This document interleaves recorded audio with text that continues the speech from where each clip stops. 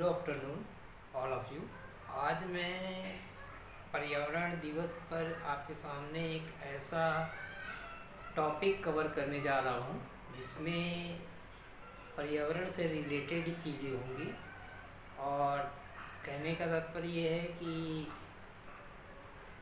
Disability, विकलांगता अपने आप में एक समस्या है। और वो समस्या होती कैसे है, जो हमारा इन्वायरमेंट है ये बहुत इम्पोर्टेंट है। इन्वायरमेंटल फैक्टर्स जो है डिसेबिलिटी के लिए बहुत बहुत इम्पोर्टेंट है।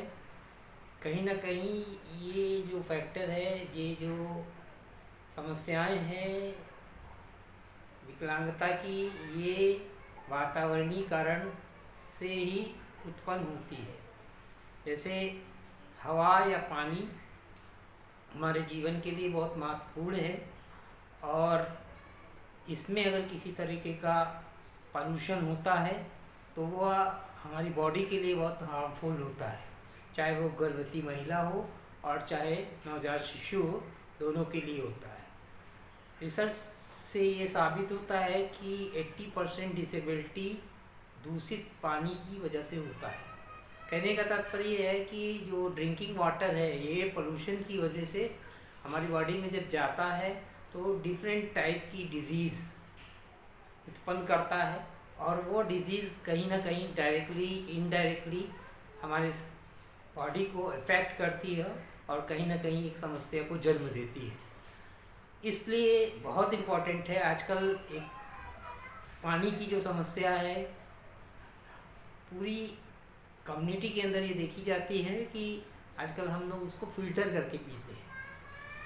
फ़िल्टर पीते हैं, समझते हैं कि एकदम साफ़ हो गया है पानी और ये हमारे लिए बहुत अच्छा है। लेकिन वो फ़िल्टर पानी के अंदर जो हमारे पानी के वास्तविक तत्व होते हैं, जिससे हमको बॉडी में जो चीज़ें मिलती है वह नहीं मिलती, और पानी मीन्स बस पानी होता है, लेकिन उसके अंदर की जो ताकत होती है वो कहीं ना कहीं फ़िल्टर होने के साथ साथ समाप्त हो जाती है। अर्थात कहने का तात्पर्य ये है कि ऐसा पानी कोई नवजात शिशु पीता है या गर्भवती महिला पीती है, इसलिए कि बॉडी के अंदर पानी की प्रतिशत जो मात्रा है वो ज़्यादा है, और वो पूरी तरह से जब बच्चा विकसित होता है तो भी पानी के अंदर ही एक तरीके से उसका डेवलपमेंट होता है।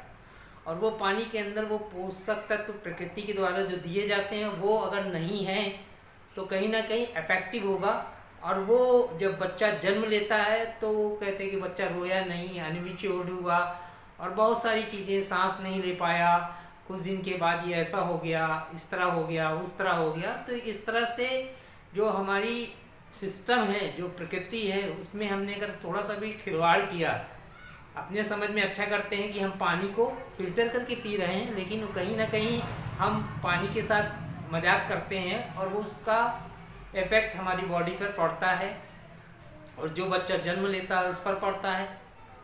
बाद जन्म होने के बाद की भी अगर करा जाए तो बच्चे को ड्रिंकिंग वाटर देते हैं, फिर वही नज़रिया आता है हमारे सामने कि हम इसको अच्छा फ़िल्टर वाला पानी पिलाया जाए, तो वो पानी हम देते हैं जो कि वास्तविक नेचुरल पानी से उसमें पोषक तत्व कम होता है और बच्चे की विकास में कहीं ना कहीं बाधा डालता है।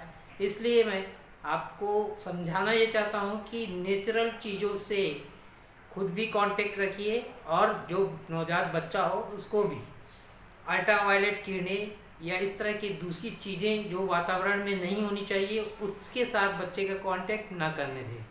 चाहे वो मोबाइल हो, चाहे डिफरेंट टाइप के टॉयज़ हों, चाहे ड्रिंकिंग वाटर हो, मीन्स चाहे खाने की सब्जियां हों, उसमें कितने तरह की दवाइयाँ मिलाई जाती, उसको पहले साफ़ सुथरा अपने खाने लायक बना लें। ऐसा भी ना करें कि उसके पोषक तत्व मर जाएं। इसके लिए इसको समझें कि किस तरह से हमें उसको हीट करना है, किस तरह से हमको छीलना है, किस तरह से हमको काटना है और फिर हम उसको खाना है। तो ये सारी चीज़ों को अगर हम इम्पोर्टेंसी दें तो कहीं ना कहीं विकलांगता को हम रोक सकते हैं, होने वाली समस्याओं को रोक सकते हैं, डिजीज़ को रोक सकते हैं। बड़ों में भी होने वाला जैसे स्ट्रोक है, हार्ट अटैक है, कोलेस्ट्रॉल की मात्रा बढ़ जानी है, ये सारी चीज़ें कहीं ना कहीं हमारी जो खान पान है, दैनिक जीवन है, उससे ही प्रभावित है। और इसमें अगर पॉल्यूशंस इंटरफेयर करता है, मीन्स जो प्रकृति बनाई हुई चीज़ें हैं उसमें कहीं ना कहीं बाहरी हमारे द्वारा उसमें आर्टिफिशियल चीज़ों को जोड़ा जाता है, तो वह एक तरह से प्रदूषित हो जाती है और जिससे वो बॉडी पर एक हार्मफुल इफेक्ट डालता है और वह इफेक्ट लॉन्ग टर्म दिखता है कम्युनिटी के अंदर कि उससे बच्चे, महिलाएं, पुरुष सभी कहीं ना कहीं इफेक्टिव होते हैं।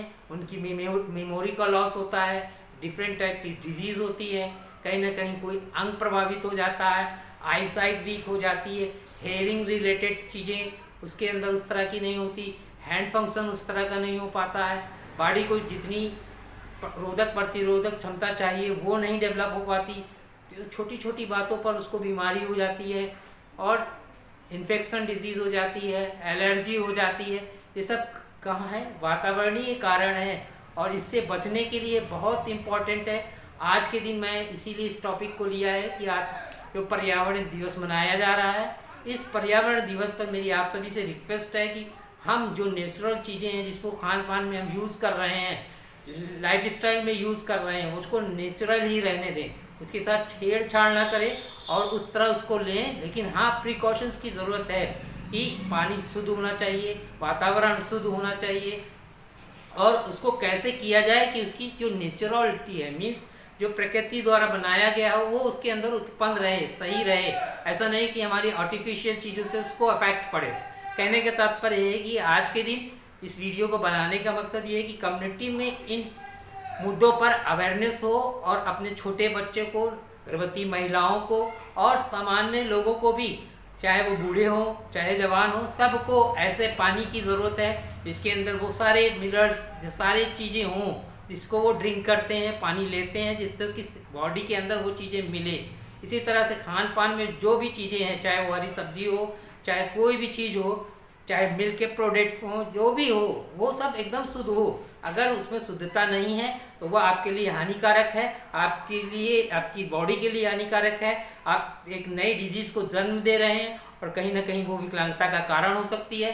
इसलिए मेरे इस वीडियो को ज़्यादा से ज़्यादा लोगों तक लाइक, सब्सक्राइब करें और लोगों तक भेजें, जिससे ये अवेयरनेस फैले कि ऐसे मुद्दों पर लोग समझें कि पानी हमको ऐसी बड़ी मशीनों से पानी निकाल के पी लेने से साफ़ नहीं होना है। ऐसे पानी को सेव करके रखें कि उसमें गंदगी ही ना फैलाएं, जिससे पानी हमको साफ मिले।